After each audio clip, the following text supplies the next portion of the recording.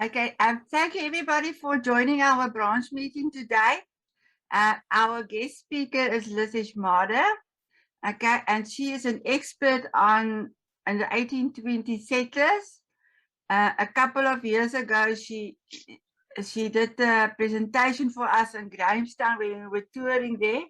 And she took us through Grahamstown and she taught us all about the little houses and the places where the people stayed and everything. It was very interesting. I just want to thank you all for taking your afternoon to join us, some time out. There's people from all over the world here, so big welcome to you all. And I see we've got people from all the branches here, so baie dankie dat julle by ons aansluit. Hello, everybody. This talk on the settlers is going to be a little bit different to the ones that I've done in the past, because I've been sort of looking at them from another angle. We all tend to sort of think of the settlers as well, we've been taught to believe that the settlers were very, very special people. And I've realized that when you look into history and it concerns people, you only hear about the bishops and the kings, the queens, the knights, and the pawns don't come into it. And that is exactly the sort of thing that happened with the settlers.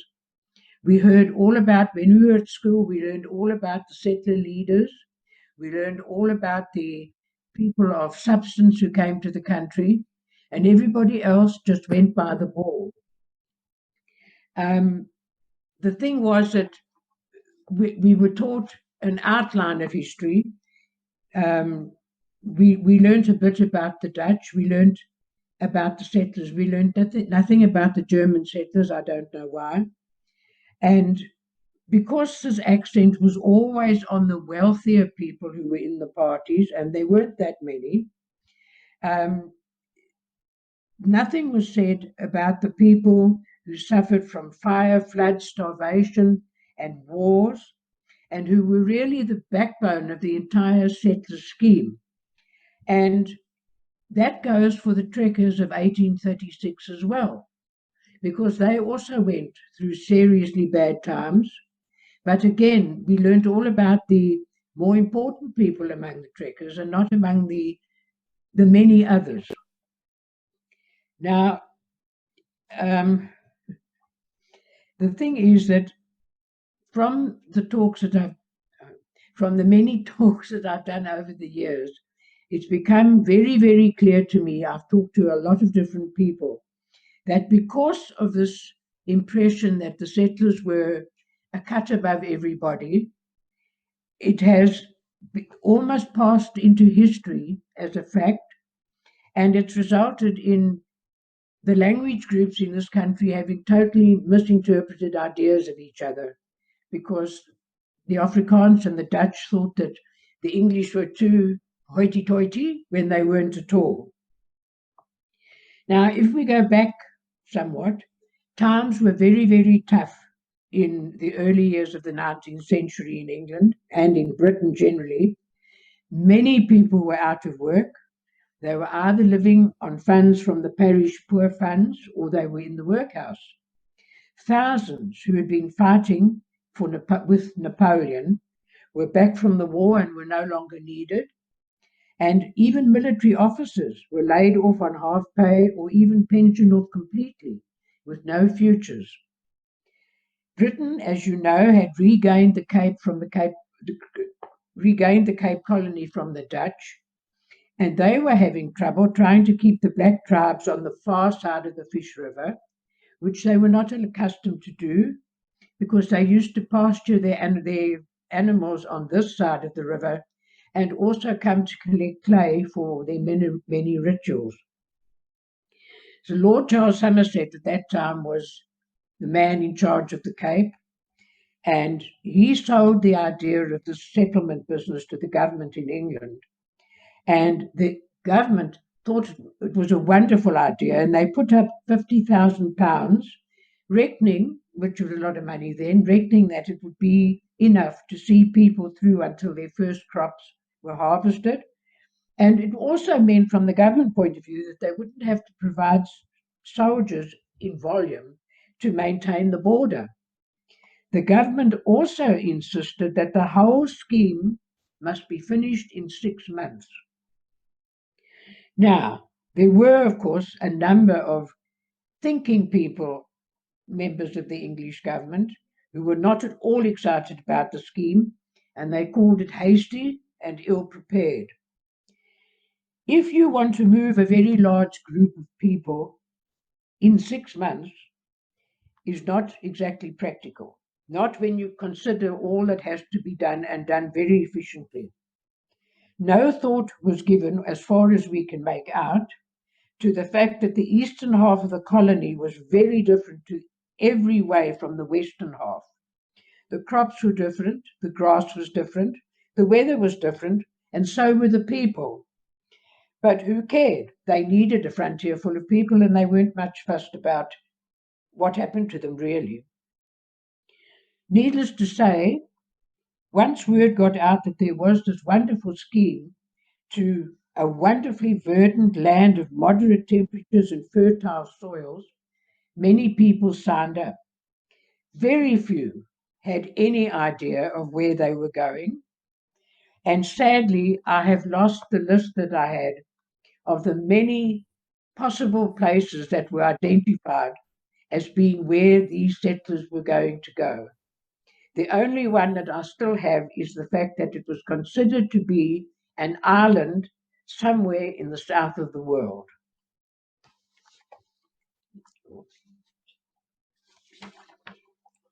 The ideal sort of people who were wanted for this scheme were wanted. They wanted them to be agriculturists in every form of the word, and then there would be traders, people with trades like ironmongers, saddle makers, all those shopkeepers, and finally there would be labourers wanted.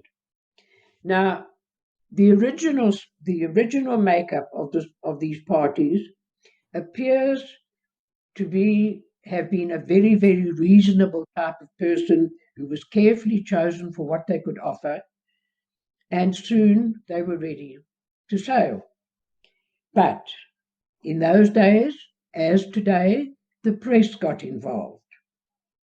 The press had been doing their homework to find out exactly where these people were going, and it wasn't very long when they put in the pages of the papers prints of cannibals with cooking pots in the process of cooking people, and also they showed a large number of people with large cooking pots who were also had intentions of eating everybody. Then, of course, there were unbelievable wild animals who also had the idea of killing everybody. So, in record time, with no holds barred, many of the settlers pulled out of the scheme and there was total chaos. The money for the trips had been paid to the government and the ships were all prepared. Now what? Well, they needn't have worried because there were still hundreds of people keen to have a berth, and they were still boarding and changing their minds and leaving when the ships were in the Downs and ready to leave the Thames. So that's how unsettled it all was. And of course, many of these new people who were chosen were not chosen for necessarily for what they could do, but rather to fill the gap that had been left by the very carefully chosen. So the party leaders were willing to take whoever would fill the gap, and the parishes even got in on the act and called on their very indigent people, who were a drain on the parish chest, and told them that they would kick them out, pay their fare, and they could go as settlers, but there was a condition. They were never, ever to come back. Now, even the workhouse men in Hoxton in London were kitted out, the young ones who were energetic and full of beans, and they were sent on their way. But many of these settlers who now chose to come were desperately poor, and they'd been unemployed for a very long time. And then, so eventually everybody was kitted out and the ship sailed. Now, strangely enough, or perhaps we should put it in the way that this was the result of not carefully choosing people, quite a few of this late selection died before the ships had left the Thames. They were riddled with TB, and a number of them had died from other diseases. And also, a number died of TB not long after they arrived in this country. So the boats were carrying sick people. And it really is nothing short of a miracle that the disease wasn't spread far wider in the ships. Now, think about it like this now. You've got on these ships, they're small, you've got a selection of people right across the board of humanity. And that must have been a hellish 3-month trip for everybody. Can you imagine at this time when status and class distinction were absolutely paramount in England and in Britain, what it must have been like for people from those walks of life thrown together on a small boat with very little space, with those who were considerably less educated, grubby perhaps, and, well, not the same class. So, and they were cramped. So there was no possibility of avoiding people that you would not normally mix with. I take my hat off to the captains on these ships because they had their work cut out, keeping everybody happy and trying to calm down the more unpleasant party leaders, and there were some very unpleasant ones, and control the unruly elements among the passengers.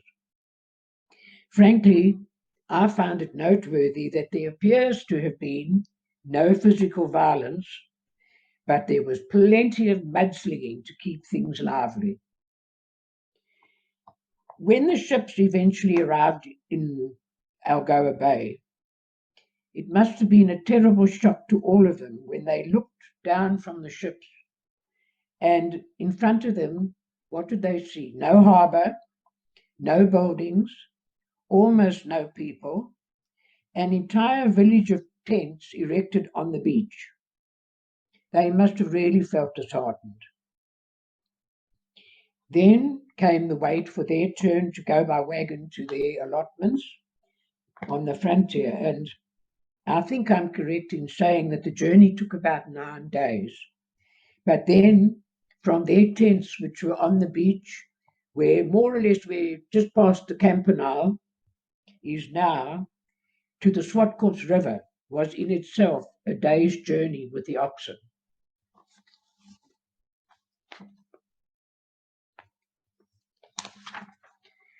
And the further along the way they went, the more lonely the area became. The Dutch farmers who had supplied the transport and conveyed them inland went to great lengths to tell them all about the flora and fauna of the country they were passing through. And it was so new to all of them. And I'm pretty sure that the children had a ball because the oxen travelled slow enough for the children to be on the ground and bounce along and enjoy themselves and feel free, not being stuck in the wagon all the time. What they thought when they passed burnt out houses of some of the Dutch farmers who'd encountered the crozzer is difficult to imagine, but they must really have felt that this was now a possibility that could happen to them. Then they arrived at their allotment. They were dumped off literally in the bush with their possessions, and now they had to create some sort of a shelter for themselves.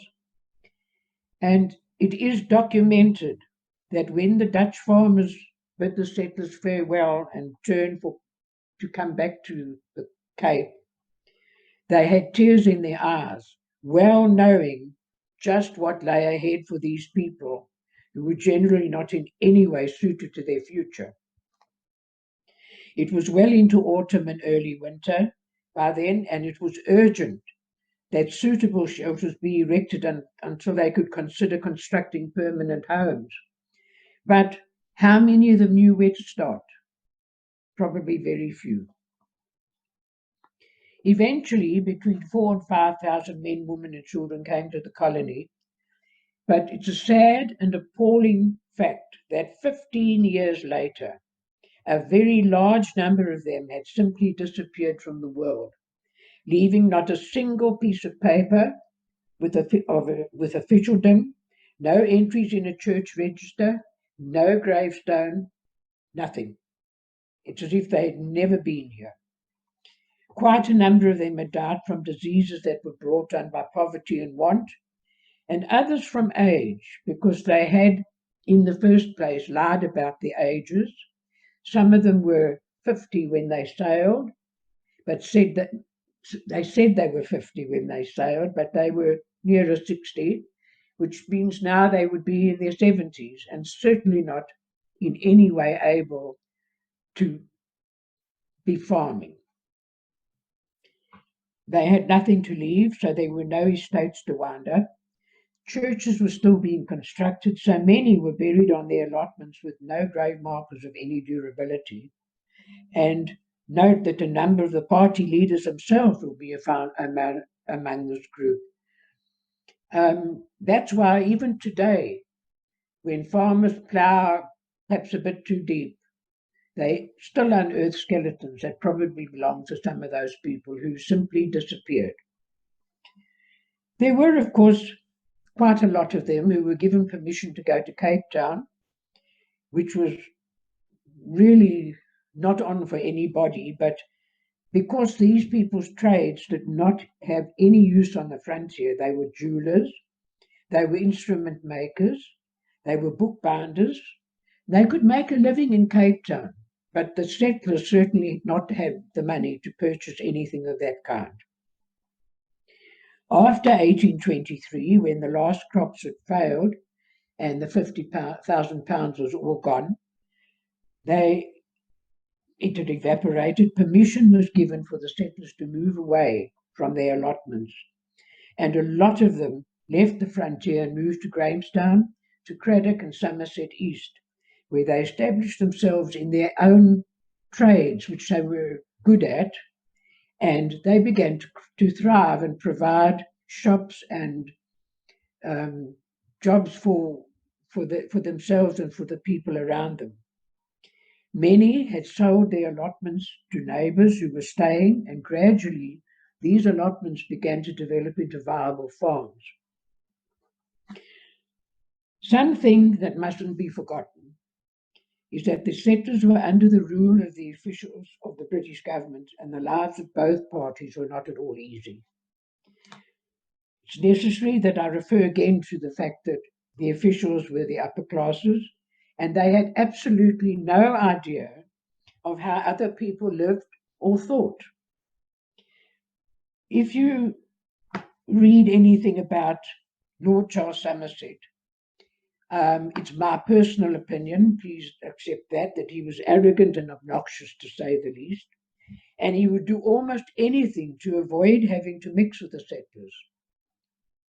Sir Ruthven Duncan, on the other hand, who was here when the settlers arrived because Somerset was away in England, he understood the settlers' needs and worries, and probably because he spent years in India and he understood the people. But needless to say, when Somerset came back, everything Duncan had done was changed and given Somerset's stamp.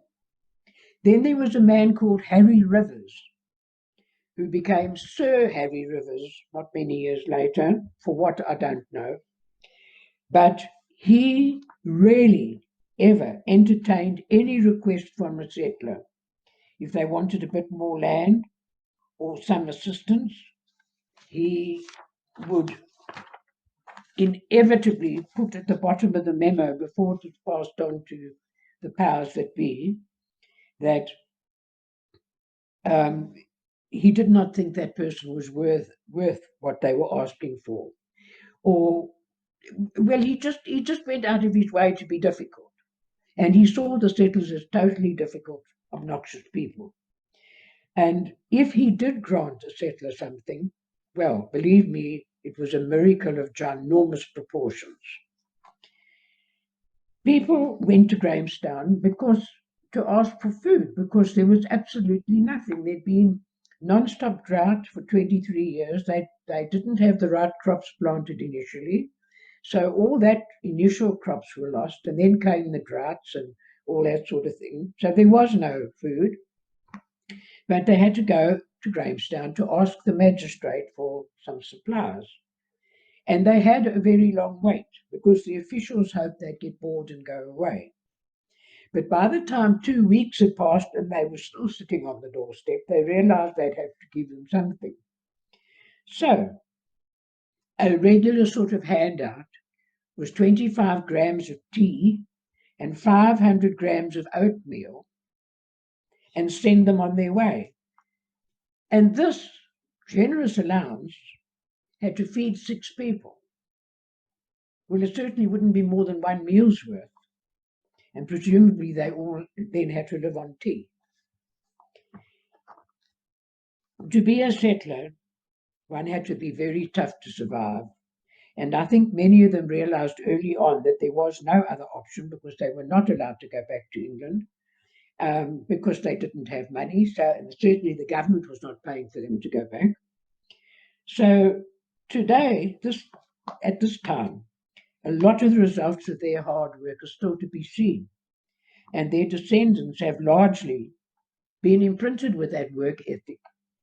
And that brings results, and have carried the legacy of their ancestors forward in a manner that those folks upstairs now must be very happy indeed, knowing that whatever the odds were, they had succeeded in doing what they came here to do. In the course of my research for my own book, I came across a number of very interesting people, and I've chosen a few of them to share with you.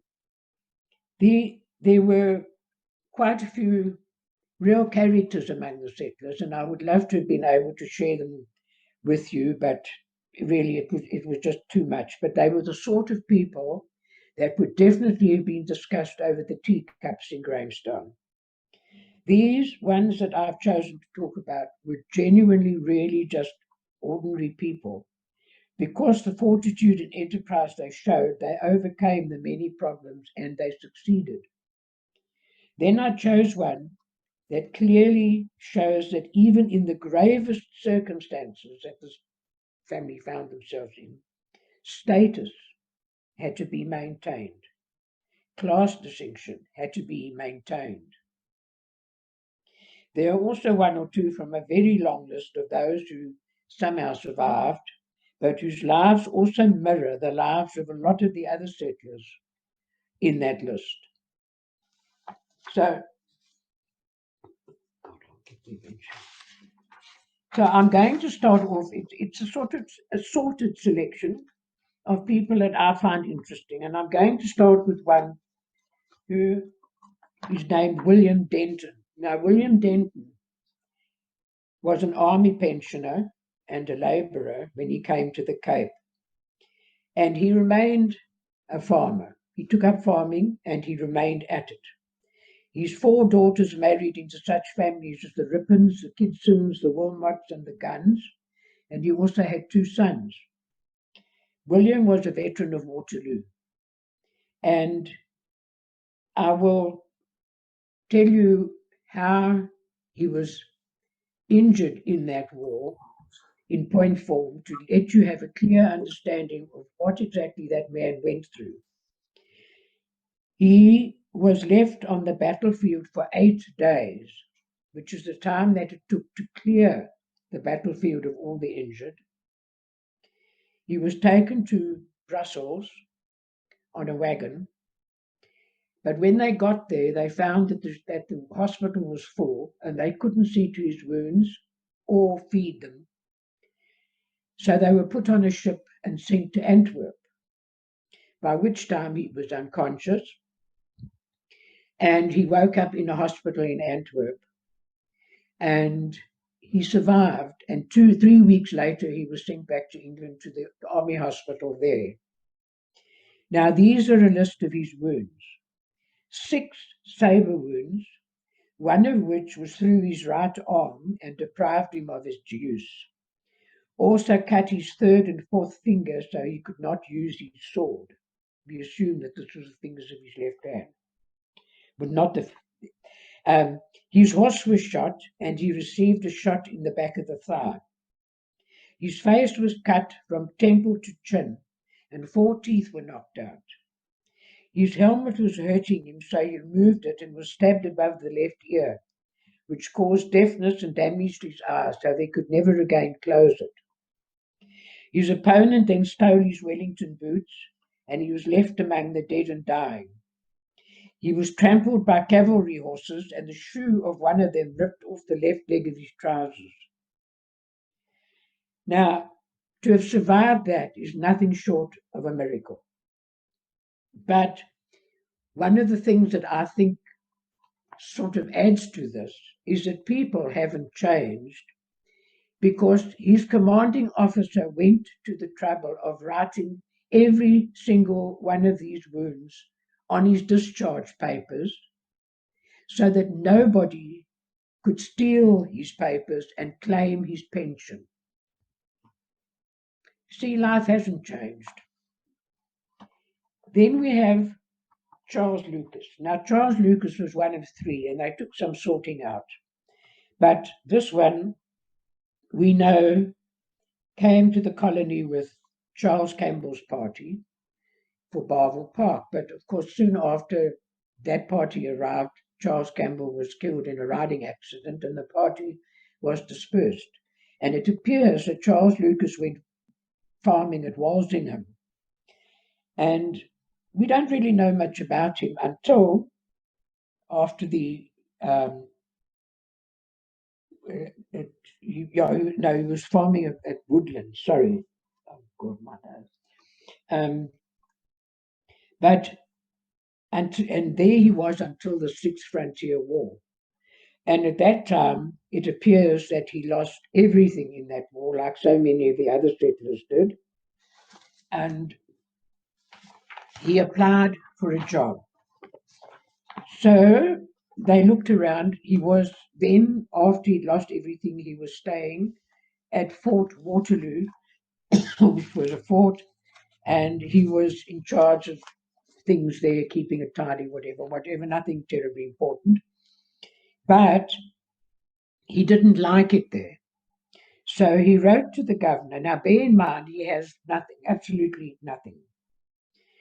He wrote and he asked for a job, if the governor could find him one. And this is the reply to the governor. The governor got him a job as a tide waiter. Now, a tide waiter was something like a customs official. It was his job with his crew to walk up and down the beach when the tide was coming in, and to take in all the bits and bobs that had missed the boat when they were offloading the ship onto the boat and had fallen into the sea and then washed up on the shore. And it was their job then to take all that stuff to the customs house. Well, needless to say, this is the letter he wrote in reply. Now, a tide waiter wasn't a bad job, actually. It was a good job. The reason he said no, that he couldn't have the job, and I'm quoting here, it was so very different to the station of life he had always led, and it was not consistent with the respectability of all his connections. But if there were any other posts to become available, he would be grateful if the governor would keep him in mind. So there you are, you see, he was content to starve, just to keep his status. He went on to say that had it not been for the 6th Frontier War, he and his family would be living in great comfort. He then proceeded to ask for compensation for his losses. Well, 3 months later, he wrote again saying that Fort Waterloo had been abandoned now, and he had no job and no money to go back to Woodlands to rebuild and restock. Thus, he was applying for the job at George as the superintendent of the government forests. or any office that might be suitable and available. Well, the governor replied that he regretted they could not grant him the post and no other was available. Well, frankly, if you've ever shot yourself in the foot, I think that's exactly what he did with the governor. What became of them, I don't know, except that they appear possibly to have moved to Grahamstown, as that's where Charles was buried in 1846, and his wife died back in Wales in 1851 at a place called Langholm. Now, we all know Langholm is near Bathurst, but this particular Langholm is in Wales, and she had gone back after he died. So that was our posh one. Then we have a man called William Trotter. William came to the colony with his wife and daughter, both named Anne, and he said that he was a husbandman. I don't know what he really was, maybe he was, but anyway, he came with the Salem party and he settled at Salem. And by all accounts, he was a good Methodist, church-going, non-drinking, a good Methodist. His daughter Anne married George Lee, and by 1830, William was in Grahamstown running a brewery that he'd started. So in 1830, his daughter Anne married George Lee, and he died in 1850. And William was by then a very wealthy man, as one would expect from the sales of a brewery. I think the settlers were not mean when it came to having beer. However, in 1854, William died and was survived by his wife and daughter. He bequeathed all the rent, profits, interest, and usufruct of his entire estate to his wife, but on her death, it will all be inherited by his daughter Anne. The earth on which the house stood was valued at £1,500. Believe me, in 1854, that was a considerable sum of money. And if it's the house I'm thinking of, it was a big, solid stone house, a very, very attractive house. And the sale of all movable goods raised £29. After the legal fees and various costs, the balance of the estate of 1,190 was paid to the daughter. Now, it's interesting that he appears to have left his entire estate to his wife, but why did the daughter get it all? Was Mama already sick? Was because she died not long after it? Was there a codicil to this will that never appeared in the archives among the other documents of the estate? It's a little odd, and it was a very large estate, and well, it seems sort of clear that the daughter got everything.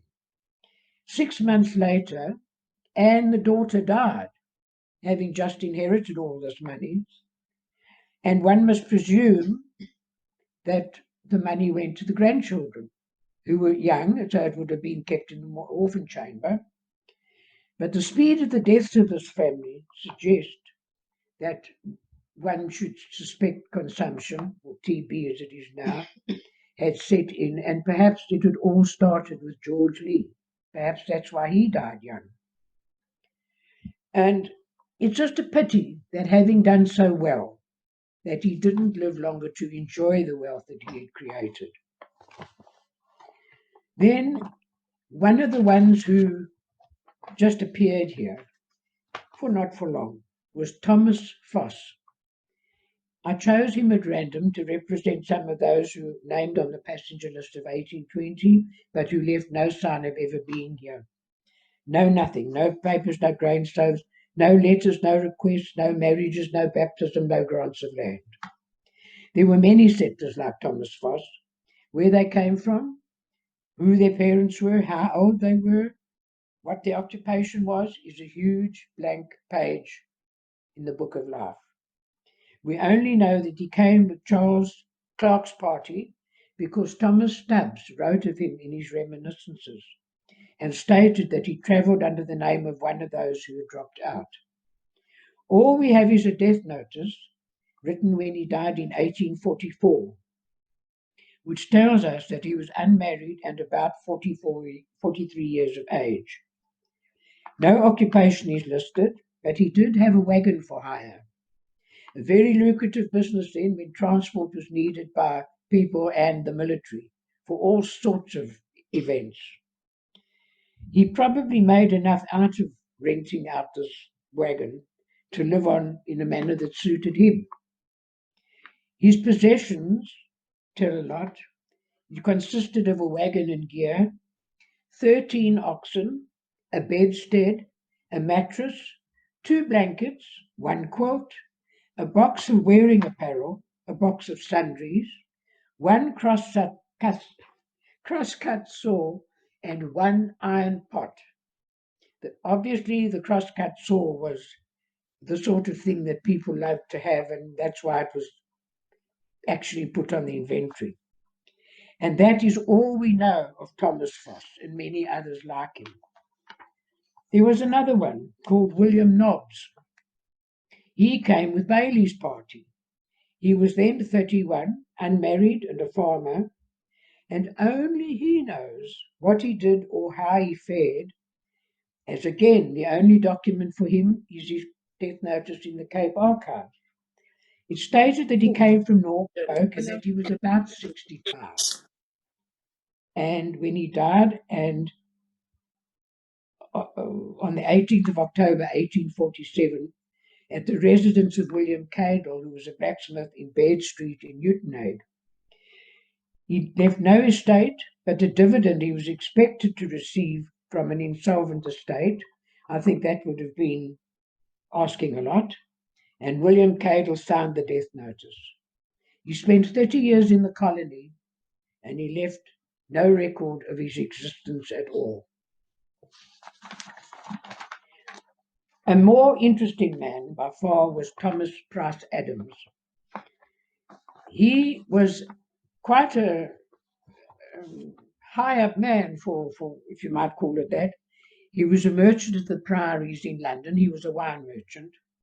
He was a free man of the City of London from 1901. And he came to the colony with a handsome sum of £300, which was a lot of money. He came with Bailey's party and with his wife and a daughter named Mary, who was 4 years old, and an infant son who died on the trip. Now, he was a wine merchant in both London and Lisbon, so he was obviously into the Spanish business. He was a member of Lloyd's Coffee House, and he served in the 7th City of London Volunteers in 1794, and later in the London Light Horse. He wrote poetry, which appeared in the Grahamstown Journal in 1835, and he's said to have been practicing as an attorney in 1837. Certainly a very accomplished man. However, whatever dreams and that family had went out the window with the drought, and they lost pretty much everything. He was bankrupt by 1823, and purely as a result of the droughts, the crop failures, people having no money anymore. So there was nothing. And the family was reduced to poverty, and they were living off mussels and sea snails that they collected on the shore at the Fish River mouth. And that was by November 1824. Their food was enhanced by 500 grams of maize a day, which must have been very exciting. Thomas walked the 45 miles to Grahamstown to ask for a loan from the Fund for the Relief of Distressed Settlers, and after a very long delay, he was granted £42 at 6% interest, and with very little hope of ever being able to repay it. Now, at this time, there was a young British officer named Cooper Rose, or Cowper Rose, as it's spelled, was visiting the colony at the height of the settlers' distress. His writings and his experiences show a crass lack of understanding of exactly what suffering the people on that frontier were enduring. It shows that the status he had in life. Again, like Somerset and all the others, he had no knowledge or understanding of people who did not belong to his class. And among his writings, he made such remarks as the people were sun-scorched. Well, if you lived in South Africa, you would be sun-scorched, brandy-scorched, and that there would be lounging in town a mixture of lounging officers, idle tradesmen, in brackets, merchants, being about as sarcastic as he could, drunken soldiers, and still more drunken settlers. Then he writes of the peculiar collection of pseudo-intellectuals, a library, a tailor, a piano tuner. Well, by the time I'd read his book, I was ready to commit a murder. He then writes about the Adams family, who, in his estimation, had been reduced to their condition because of their love of Cape brandy. He knows nothing of the family or their conditions they are in.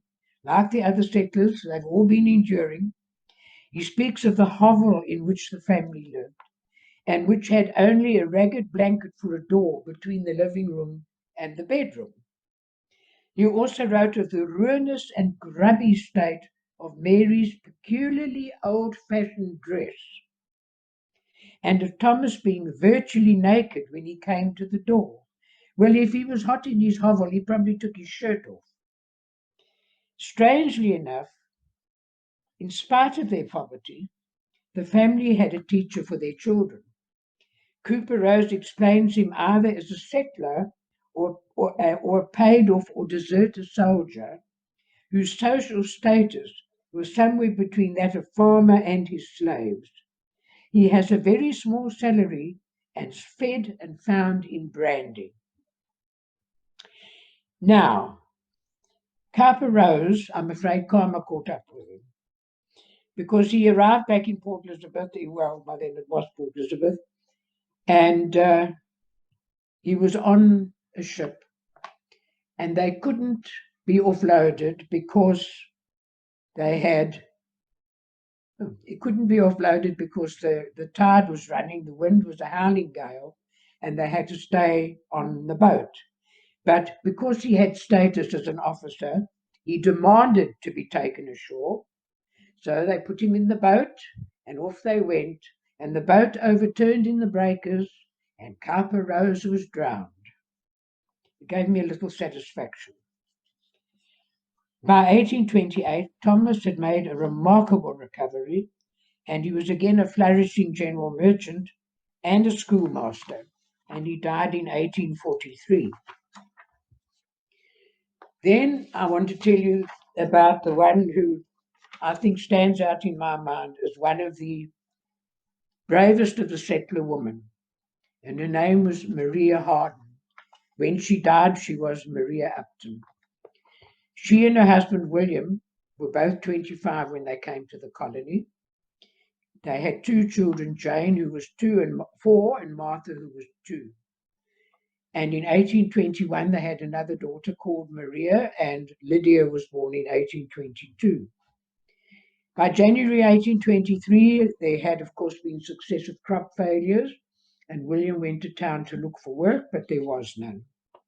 On the 2nd of May, 1823, William had managed to get a job in Port Alfred, offloading the ships. But one of his jobs involved lifting 100-weight bags of potatoes.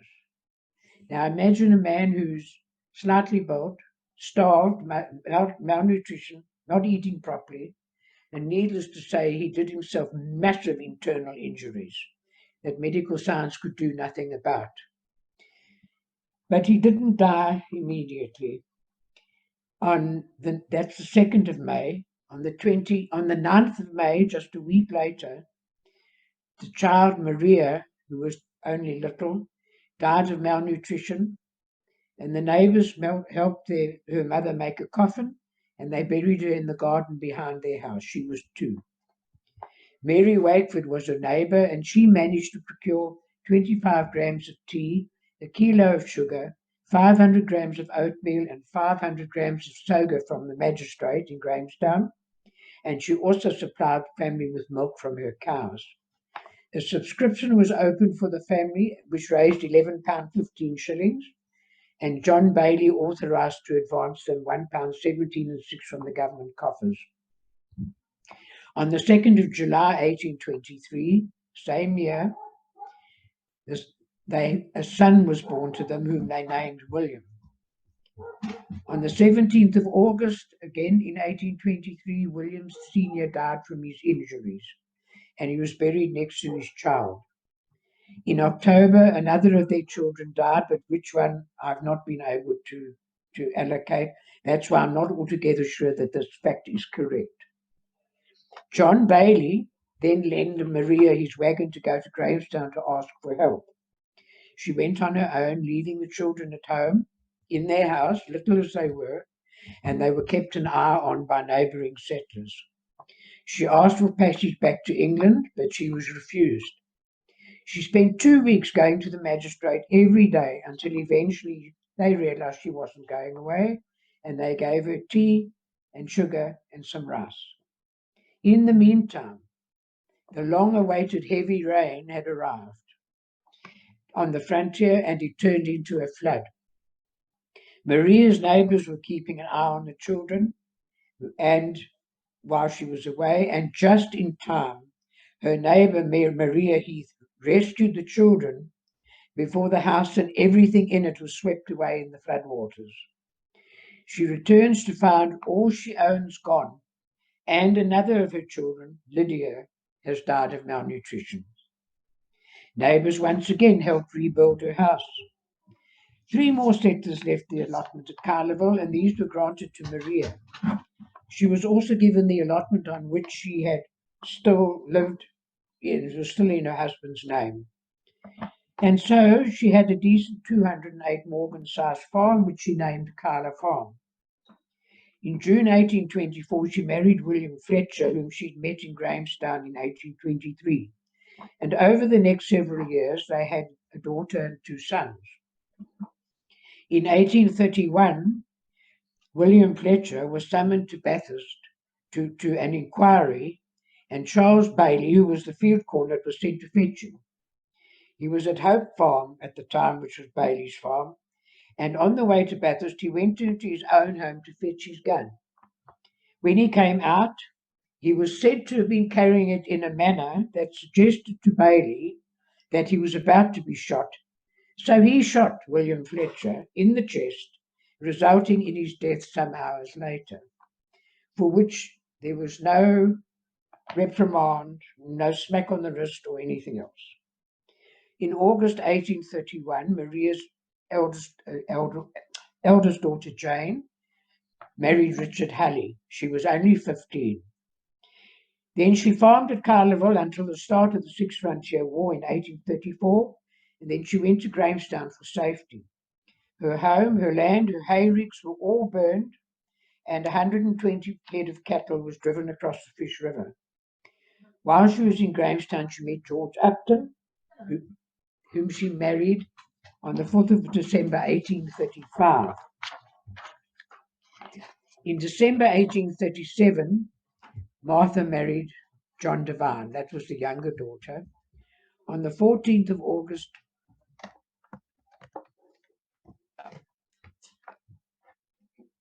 on the 14th of August 1842, her son William Harden was waylaid and murdered while walking back from a visit to his fiancée, the daughter of John Phillips. He was buried next to his father and his sisters. Maria and George had 2 daughters before George died in 1844. The Seventh Frontier War of 1846, Maria once again lost everything to the Xhosa.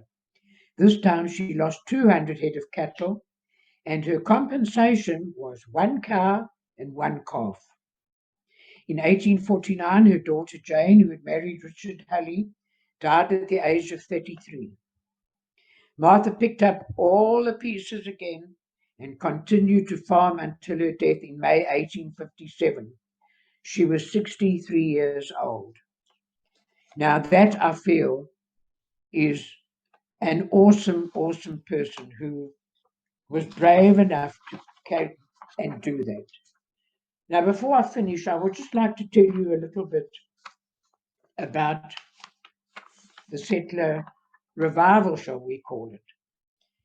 In the early 1950s in Grahamstown, people woke up to the fact that a large number of the houses that the settlers had built were falling into decay, and that it was time they did something about reviving them and putting them back together and making things, restoring what they had and reminding themselves of their ancestors.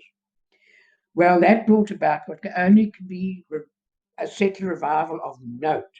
Apart from all the houses that it became suddenly terribly important to have been a settler descendant. And somehow it became snob value. On several occasions, I was asked by different friends' mothers if I was an 1820 descendant. And when I said no, it was almost as if the friend had made a bad choice in making me a friend. My ancestor was just another soldier protecting the settlers, and he only came in 1846. I was told by a daughter of a very prominent man in the town that her mother had gone to the auction rooms in search of a dining room suite capable of entertaining a large number of people, as that was they were required to do because of his position. And she purchased an 8-seater table and chairs and what have you. The backs of the chairs were engraved with a family crest, which she passed off as being her husband's family crest from 1820. He was not a settler, but as far as I know, his family were here long before 1820. About 20 years ago, I was interviewed by someone from the press, and she remarked that she had seen that morning in the paper, in the Herald, an announcement of a couple who had become engaged, both of whom were settler descendants. "Oh," she said, "that marriage will work. Such good stock." Now, my immediate reaction to that was, I imagined people hanging over the sheep pen at the stock market and talking about their stock in similar terms. Now, to end this, I would like to just tell you what is one of the stories that best sums this whole thing up because it is of a personal nature. About this time, my grandmother's younger sister passed away. She had been the second wife of a grandson of an 1820 settler, and whose stepson was a very prominent businessman in Grahamstown. The question then arose as to where she should be buried, as of course she was not a settler. Eventually, it was decided that she could be buried with her late husband in the family plot, but she was not to have her surname on the gravestone. So there she is with her year of birth and her year of death and her first name only. And I just loved on that great aunt. She had an incredible sense of humor, and I bet she sat up there on her cloud laughing to kill herself while they debated and agonized over where she should be buried. That's what you get for being an ancestor of an 1820 settler. Thank you for listening, and I hope you enjoyed it. What's the name of Liz, this there's a book? question on the Really? chat. They want to know what it is from Angela. She wants to know what is the name of the book that you've written. The 1820 settlers, just ordinary people. You mentioned something of a bit that I seem to recall trying to be drummed into me at school, and that was what used to be known as the Kaffir Wars. I think they're now known as the Frontier Wars. Yes. Um, you didn't go too much into a lot of other detail about, well, you mentioned how the one family was pretty much wiped out, farms burned, cattle taken, etc., etc. Am I right in thinking that the 1820 settlers would have suffered a whole lot more than just in that one war and the one incident? No, they suffered severely in all the wars. Their cattle and everything were driven across the Fish River, and sometimes they got some back, sometimes they didn't. A lot of them lost their homes and had to start from scratch. In fact, I don't think there were many who didn't, who got away scot-free. And of course, a great many of their children, the younger settlers, were killed in those wars. You mentioned the fund about the settlers like reimbursement fund during 1823. Could you tell me where you found that information?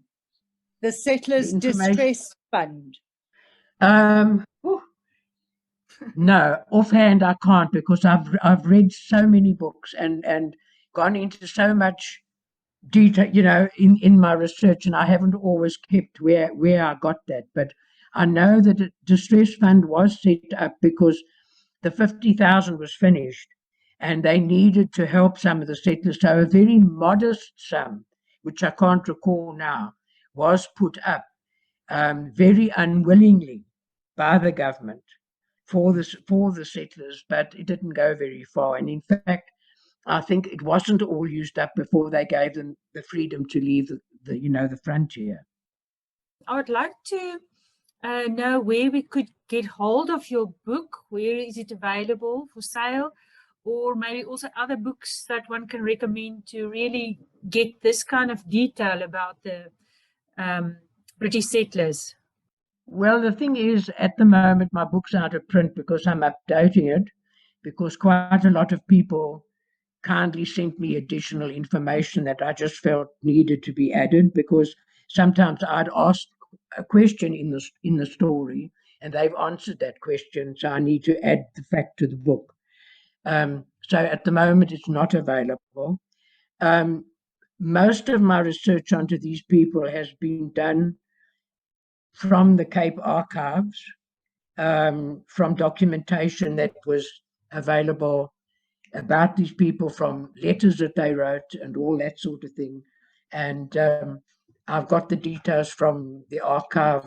Ronnie sort of like put it together. The unanswered question dealt with why the settlers were split depending on their nationality. That's something that I mentioned. Oh, and it was a decision by Lord Charles Somerset, because he thought the different nationalities would fight with each other.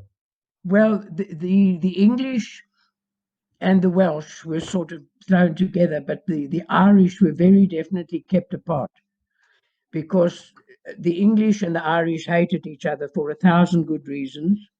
So that was why they were sent to the Western Cape, but the land was too bad for them there, so they did end up in the Eastern Cape. And some of those Irish were really characters on their own. I mean, you know, just reading about them, you could see that they would rub the English up something horribly. I was going to say, just as an addition there, the Scots were separated as well, and they were in the, I've forgotten the name of the burg, up at Glen Linden. They put the Scots separate. Oh, I forgot about the Scots, sorry. Yeah, everybody does. I'm a descendant of the Scottish party, the Pringle party. I Yeah. think they were the only Scottish party that went in the amongst the settlers. And they settled, I believe, 3 weeks by wagon away from Port Elizabeth, up at the Bovians River Valley. And Yes. they did okay. I think it was much safer then. And there are still Pringles on farms in that area. They've done quite well. And one of the Scottish settlers, one of the Pringle settlers that some of you probably have heard of, was Thomas Pringle, who's well known partly as a poet, one of the first South African poets, and also he was a cripple. He couldn't actually farm, and he left them, I think, after a year or two, once they'd settled, and he was the leader of the party because he was the only educated person amongst them. They were farmers. And after a couple of years, once they'd settled, he went down to Cape Town, where he became a journalist and fought Somerset for the freedom of the press, because Somerset didn't like some of the things he'd written. And he made quite an impression on the country, although he was only here for 6 years. He went back to England and died in, not Scotland, England, and he died there, I think, in his early 40s. Consumption probably, like everybody else. But the Pringles did actually play a part. They were there.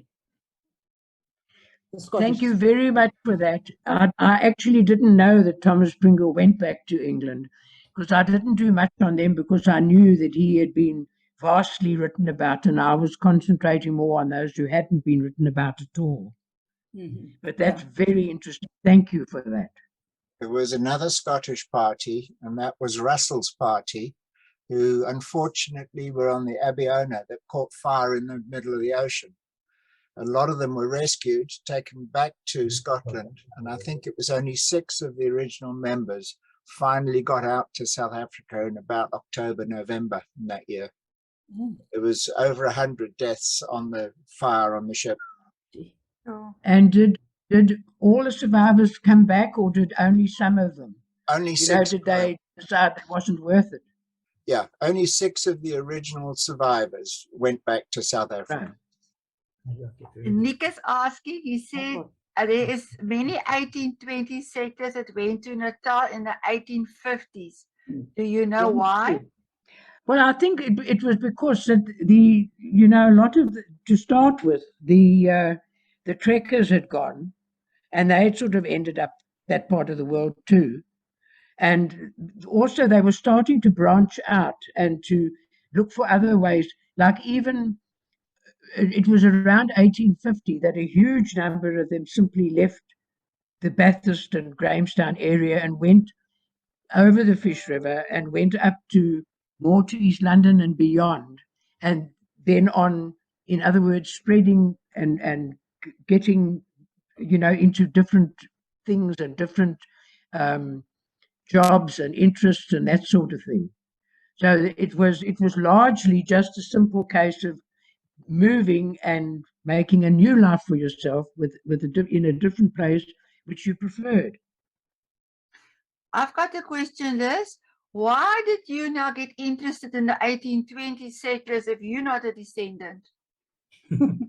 Because I grew up in one of the oldest houses in Grahamstown, in Artificers Square, and you simply cannot avoid settler history if you live in one of those houses, because their ghosts are still there.